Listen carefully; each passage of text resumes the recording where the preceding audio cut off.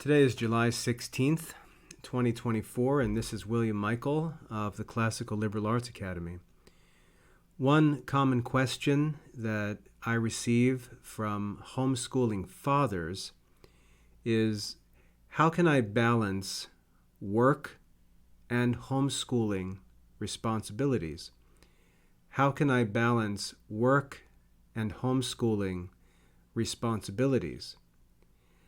And so we can imagine a father who takes the education of his children seriously, who takes his duty as a father seriously, has this dilemma, this tension in his life between serving his duty to his family to work and provide honestly, to serve the community, to serve the parish, to serve the common good outside and beyond his family, but also to take care of his own children, to give them quality Catholic education, make sure that he's involved in their lives, make sure he's supporting them in their studies and so on. And so fathers can often feel like they're pulled in two different directions. And whenever human beings are pulled in two different directions, we usually tend to err on one side or the other. We go to one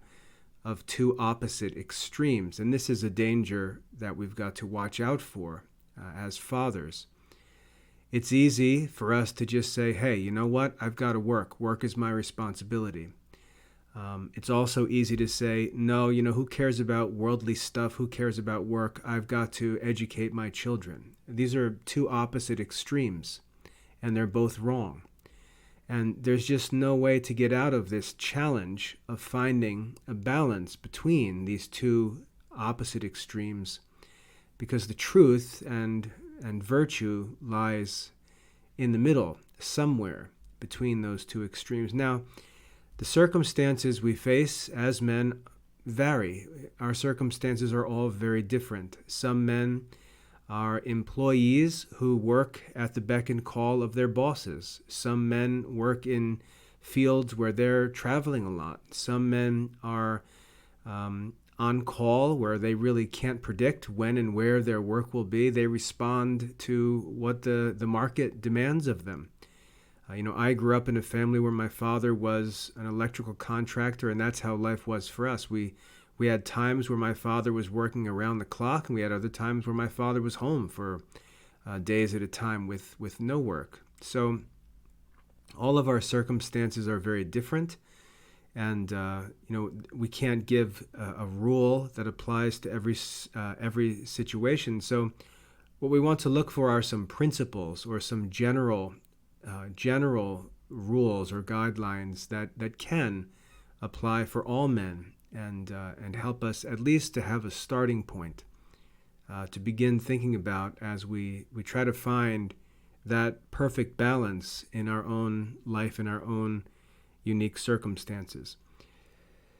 Now, when I hear men asking this question, how can I balance work and homeschool responsibilities, my first reaction as an experienced educator, as a school administrator, as a teacher, and so on, is to say, hold on a minute, because there can be all kinds of assumptions in that question that have to get answered one by one. And so I'd like to advise fathers, first of all, to stop before you get into this question and try to solve it.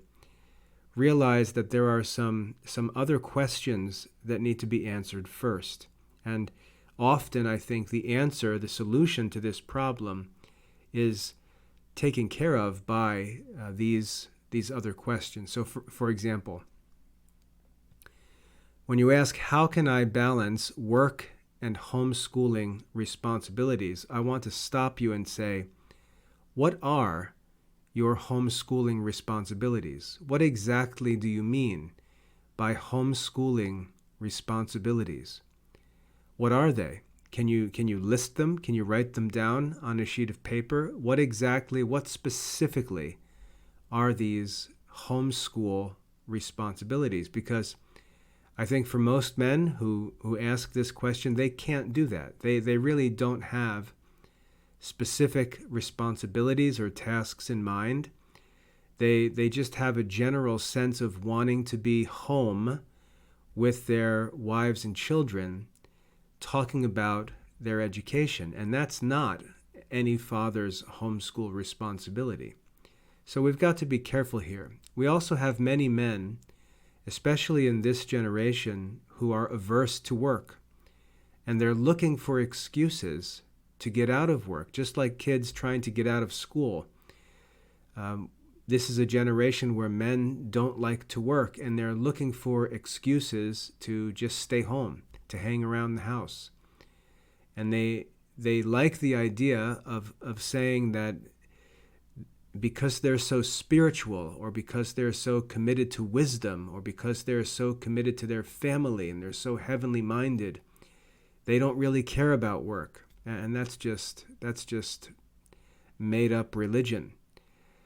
There's no division between true Christianity and work, especially for laymen who've chosen to get married and have children and now bear the responsibility to provide for their wives and children.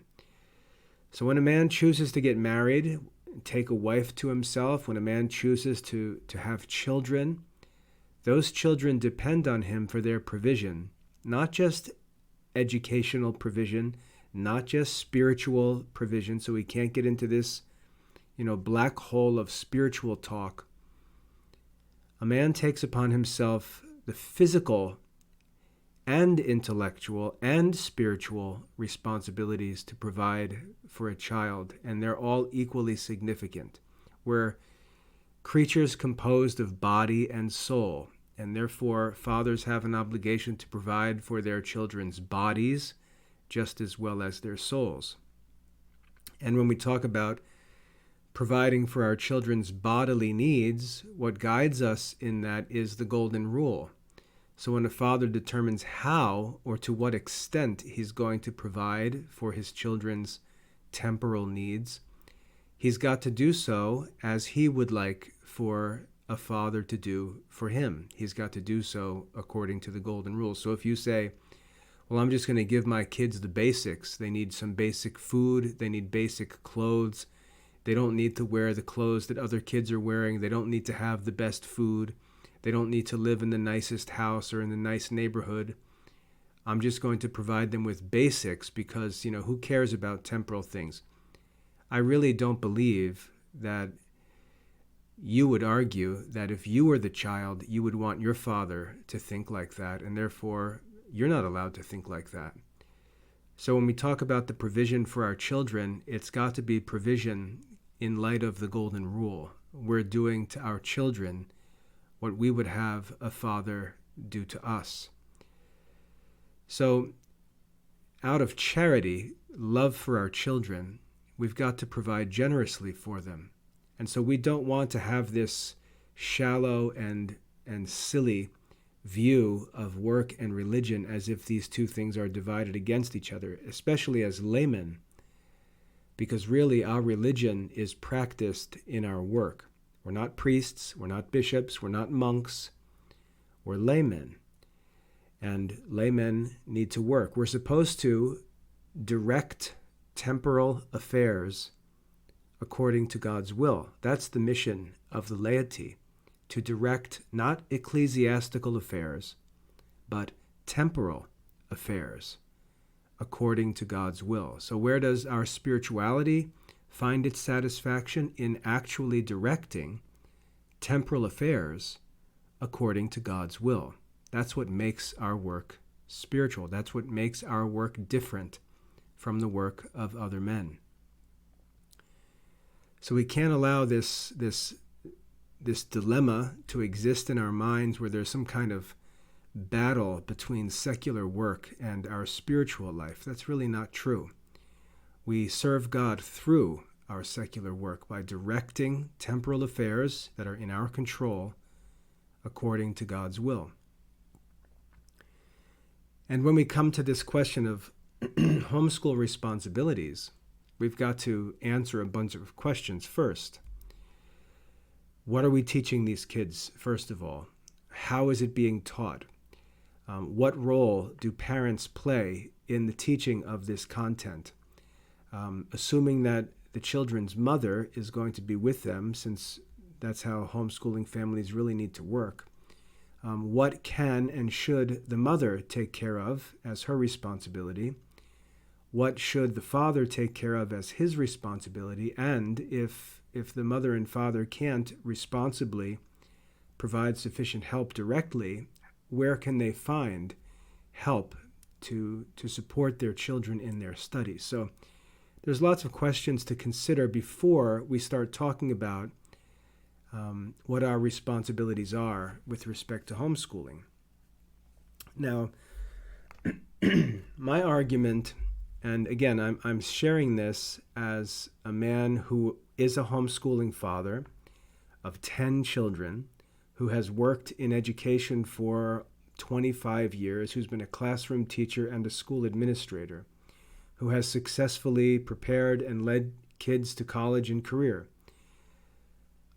My advice to fathers is to be very careful of making a mistake in making your children's education depend upon you. Parents need to be careful not to allow their children's education to be dependent on them, because life is and will continue to be busy. And if we make our children's education dependent on us and then fail to prepare or fail to do the work that's needed, the children will sit there idle day after day, week after week, because we can't get around to do the work. And with education, we're not talking about a couple good days here and there. We're not talking about that 1 week when you had everything all prepared and organized, or that one day when you spent the day talking to the kids and helping them with their studies. Schooling is a daily activity, and it's supposed to take place for 180 days a year at least.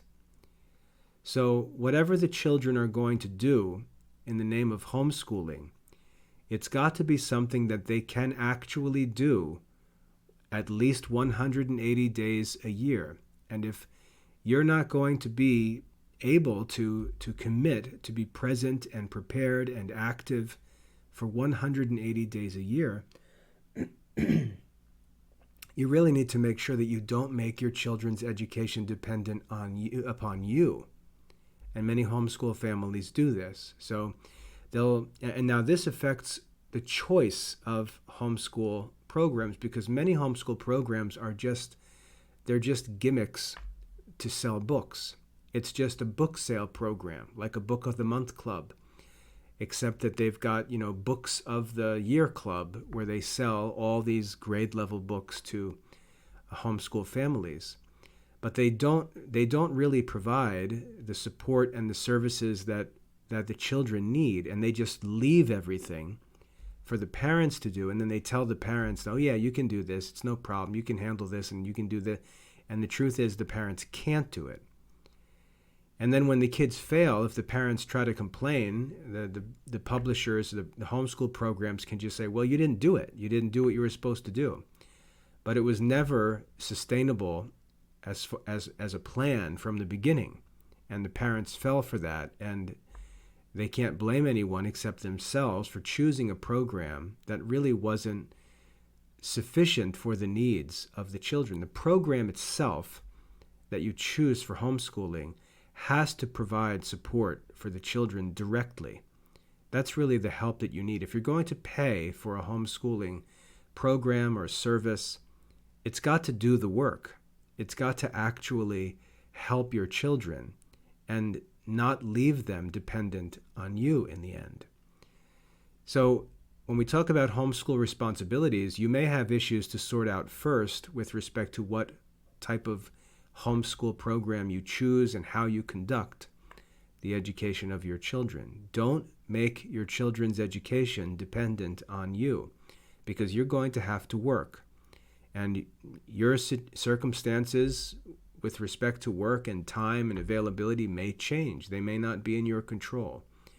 So don't make your children's education dependent on you when you're thinking, in your best terms, best frame of mind, with the greatest zeal. Don't make decisions that you can't actually keep up and fulfill.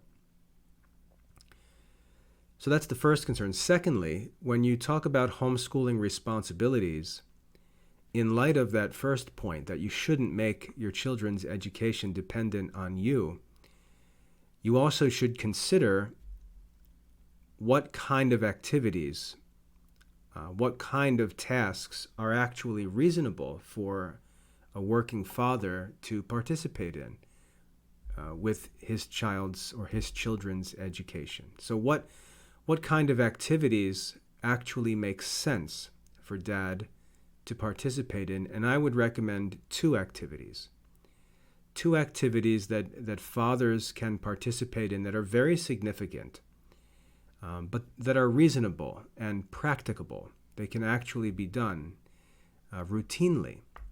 Teaching the kids yourself is not practicable. Teaching the kids their lessons yourself is not sustainable. There's two things that I think fathers should focus on with respect to helping their children. First of all, has to do just with discussion. Sitting down at the dinner table, or sitting down, anytime you get some time with the kids, and just ask them, so, what are you studying right now? And the kids will respond, in history, I'm learning about the Trojan War. And just starting and maintaining a discussion with them about that topic. If you know the topic, you can talk about it, share what you know, ask them some questions. If you don't know about the topic, just ask them questions and let them share what they're learning with you, and just try to ask some investigative questions that cause them to think and sort of organize their thoughts. If you see that they really seem like they're struggling, you can give a heads up to mom and say that your son needs a little more time in this subject or that subject. Or you can even, like if you're in the Classical Liberal Arts Academy, you could let us know, and we could try to help your child a little more in that study. But just discussion or conversation about their studies, sharing what you know, what you learn. Hopefully you're studying yourself if you want your children to excel in studies. But just having conversations, talking about their studies, show that you care about their studies, show that their studies are important. And you can do this by just talking about it, rather than talking about the football game or this or that hobby or other activity. Show them that you care about their studies. When they're home during the day studying, let them anticipate the fact that dad's going to come home, sit down at the table, and start asking questions about studies. And you're going to have a chance to discuss what you're learning with dad. Dad might ask you some questions, talk about things. Showing that you care about the kids' studies and take them seriously motivates them to study. And all of that discussion is really great because it allows the kids to process and think through what they've studied. It's like kneading yeast into a lump of dough. That free discussion and conversation, asking questions, talking about things, making applications to real life, that's real significant work in education, and it's something that fathers can easily participate in. Anytime they're with the kids, driving in the car, sitting on the couch, sitting at the dinner table, and so on. Going for a walk, you can talk about your children's studies. That's a very important way that you can help. Secondly, if you have a homeschool program that provides memory work for students, or even if there are just certain subjects that lend themselves to memory work, quizzing the kids on that memory work, quizzing the kids on facts that they're supposed to learn, things like that, is very easy because you don't have to prepare anything. You can just grab a copy of their lesson or a book that they're studying, and if it's simple memory type work that they're responsible for, you can just quiz them on the questions they're supposed to be able to answer. And again, not only is that helpful for you as a father to know how they're doing and give yourself an opportunity to to comment on what they're learning and check their learning. It's also motivating for the kids because they know that they're going to get checked. They know it's important. They're going to work on it, knowing that you're going to quiz them. And then, there's other things that you can do just to reinforce all that, like developing some sort of system of rewards or even of punishments negatively. To say, if you don't get any work done, then you're going to lose this or have to suffer the consequences of this.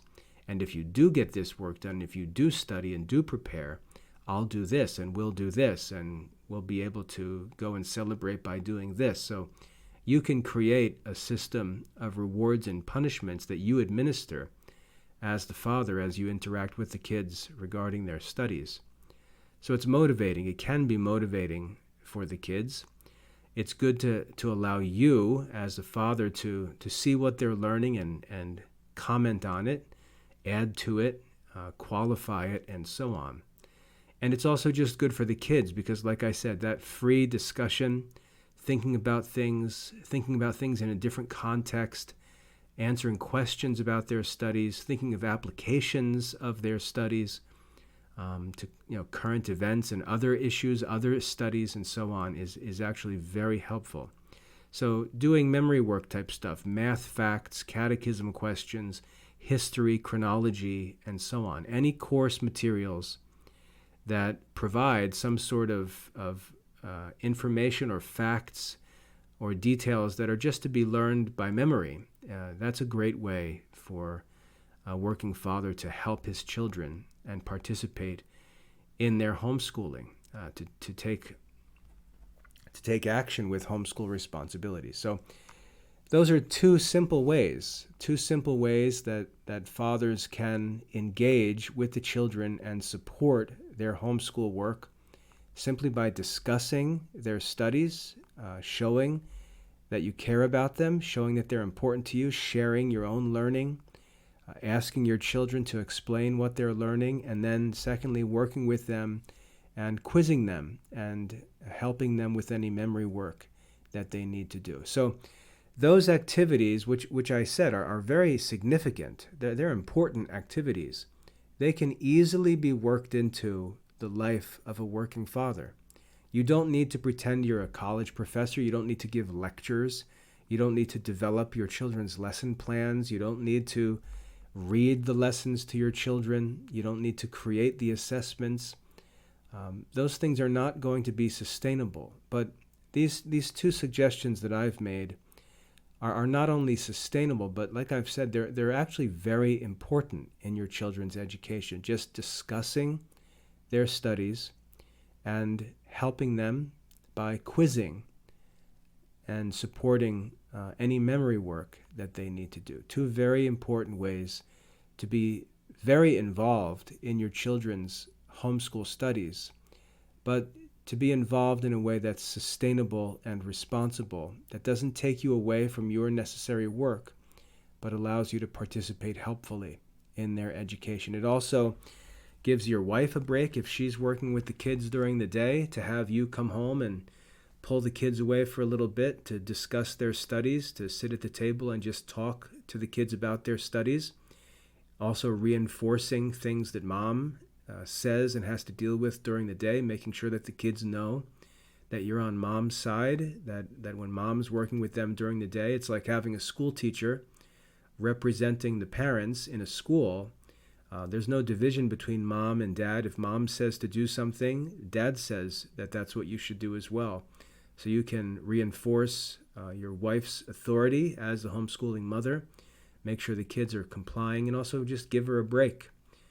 When you come home, take some time to be with the kids, support the work that she does in homeschooling, let her do some of her own stuff, which usually for homeschooling mothers just turns into getting chores done and getting dinner made and things like that. But still, it's helpful just to have some time to get her own work done, to get her own mind squared away, and to know that the kids are having a profitable time with their father, talking about and working on their studies. It's just a very good time for mothers as well.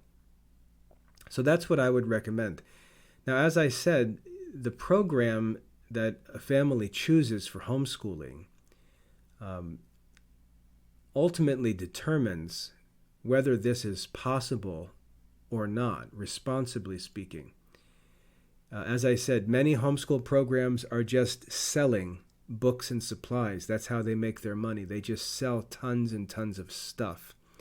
And so they're putting together what they call curricula or study plans or lesson plans, which are really just lists of activities that require you to buy the books they want to sell. They're not really providing you with help for your children. They're just telling you what to do with their stuff that they sell. But ultimately, they're leaving everything on the parents, and I don't think it's wise, as I've said, to have the children's studies left to the parents, because parents are going to be busy. Dad's going to be working. In most homeschools, mom is handling multiple children. She's also got to manage the house. She may be working herself. She may be pregnant, nursing. She may be sick during pregnancies. She may not be reliable just because of all the other stuff that she's got to do as a mother. Dad may not be reliable because of his responsibilities with work. And so to have a homeschool program that actually helps the parents and allows the children to keep working and provides direct support for the children is really an important benefit to consider as you look at different homeschool programs. If you make your children's education dependent upon your working, upon you preparing lessons, upon you reading lessons, upon you grading their work as some programs require, it's just not going to get done. And you're going to spend your time making excuses for why it's okay to not get the work done, rather than realizing that it's just not a sustainable plan for homeschooling. Not a well-conceived plan. And I'll just recommend the Classical Liberal Arts Academy because of this. When we think about what parents actually need, what students need, we know the real-life circumstances that parents are in and what's possible and what's not possible. And we offer more direct services aimed at the students so that their studies and their work is not dependent on their mother and father being reliable like a pendulum, because it's just not realistic in the life of lay people. So those are the things that I'd recommend considering if, as a father, you're eager to be engaged in the education of your children, but you need to do so responsibly.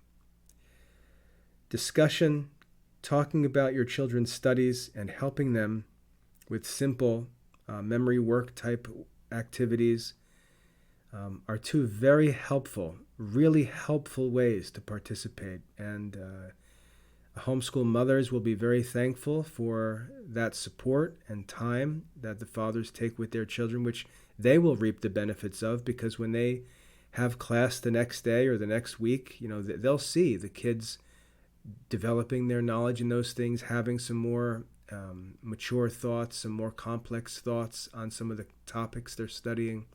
And that involvement with dad will actually be perceptible as far as being helpful with the children's studies, and homeschooling mothers will appreciate that. So I'd recommend something simple like that. The key is, again, not making your children's studies dependent on you, because you're not necessarily going to be reliable, and that's not any kind of moral criticism. It's just a fact of real-life responsibilities. So if you arrange things so that their studies are not made dependent on you, but they've got their own source of help and support for their studies that's always prepared and always ready for them to work on, and you can just participate as much as you're able to responsibly, you've got a real plan there, a sustainable plan that might actually do some good. So that's what I'd recommend for balancing work and homeschooling responsibilities. I would say not to take any kind of time away from work for the sake of homeschooling. That's really not necessary. And beware of whether you might be proposing this idea because you'd like to just have an excuse to work less, which is not responsible. rather than anything like that, just think about ways that you can participate with a normal working schedule. You know, you come home from work, sit down for dinner with the family, and you've got something to do. You can talk about studies. Have some time in the evening. Go for a walk when you come home with the kids. You know, spend some time on the weekend with the kids and just talk about their studies. Ask them what they're studying. Quiz them on whatever memory work, basic facts they're learning. You'll get a sense yourself of how their studies are going, and if there's anything you'd like to change or improve. You'll also get to see what's strong, and you can reward them for their successes. But it's a responsible way, a practicable way to participate in the homeschooling activities in your children's life without becoming a wacko and thinking you need to be like Mr. Mom, staying at home because your kids are homeschooled. That is totally unnecessary in homeschooling. So those are some ideas that I'd like to share. I hope you find that helpful. If there's anything specific you'd like to discuss with regard to your unique circumstances, I'd love to discuss it. Just contact me by email with those sorts of things. Write to me at wcm@classicalliberalarts.com, and I'd be happy to take up those issues. So I hope that's helpful. If you found this talk helpful and would like to be notified when other talks are available, subscribe to the Academy YouTube channel, and we'll continue to respond to questions we receive from families who listen to these talks, and we hope you find this a helpful resource. God bless.